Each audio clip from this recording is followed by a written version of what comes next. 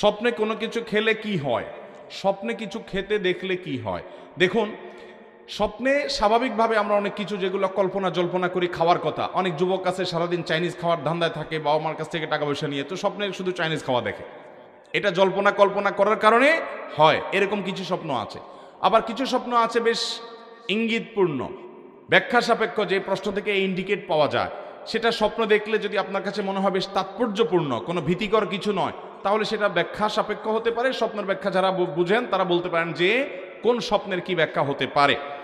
আবার অনেক সময় দেখা যায় কিছু খাবার আছে অস্বাভাবিক, নোংরা কোনো খাবার খাচ্ছেন আপনি, ময়লা খাচ্ছেন, অথবা কোনো কিছু খাচ্ছেন কিন্তু আপনার কষ্ট হচ্ছে, ঘুম থেকে ওঠার পর মুখ দেখা যায় তিতা, অথবা আপনার তিতা অনেক সময় অন্য কারণেও হতে পারে, গ্যাস্ট্রিক বা অন্য কোনো কারণে হতে পারে।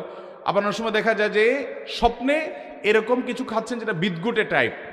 এগুলো বেশিরভাগ ক্ষেত্রে ব্ল্যাক ম্যাজিক হয়ে থাকে, দুষ্ট জিন এবং যারা ব্ল্যাক ম্যাজিশিয়ান স্বপ্নে এ ধরনের বিদঘুটে অনেক কিছু খাওয়ায়, কাঁচা মাছ খাচ্ছেন, এটা খাচ্ছেন, সেটা খাচ্ছেন, এবং অনেক সময় ঘুম থেকে ওঠার পরে আপনার এরকম অস্বাভাবিক অনেক কিছু দেখা যায়। এগুলো ব্ল্যাক ম্যাজিকের ইত্যাদির প্রভাবে হয়ে থাকে, এগুলোর কারণে মানুষ ক্ষতিগ্রস্ত হয়। আমি ব্যক্তিগতভাবে এক রুগীর কথা জানি, চিটাং রোডে আমার ভূমিপল্লী মসজিদের পাশে, মসজিদের 2-3 বিল্ডিং পরেই ভদ্রমহিলা অসুস্থ হয়েছেন ব্ল্যাক ম্যাজিকের কারণে, কোনো রোগবালাই ট্রিটমেন্ট করে কিচ্ছুতে কোনো উপকার হয়নি। ভদ্রমহিলা বহু দেশ ঘুরেছেন এবং মৃত্যু মুখে পতিত হয়ে গেছেন, বিছানায় পড়ে গেছেন, ইয়াং মানুষ, খুব বেশি বয়স হয়নি। তো এই ভদ্রমহিলাকে ব্ল্যাক ম্যাজিক করা হয়েছে। কোরআন হাদিসের আলোকে যখন রুকিয়া করা হলো, ঝাড়ফুঁক করা হলো, দেখা গেল তার বমি হলো, বমির সাথে একটা গোশতের টুকরা বের হলো যেটা চুল দিয়ে পেঁচানো।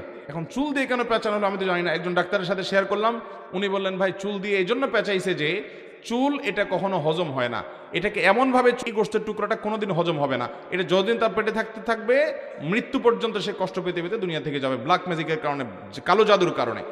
তো এইরকম কালো জাদু তার পেটে কিভাবে গেলে, কেউ তাকে খাওয়াইছে, এত বড় জিনিস তো কেউ তো খাওয়ানোর কথা না।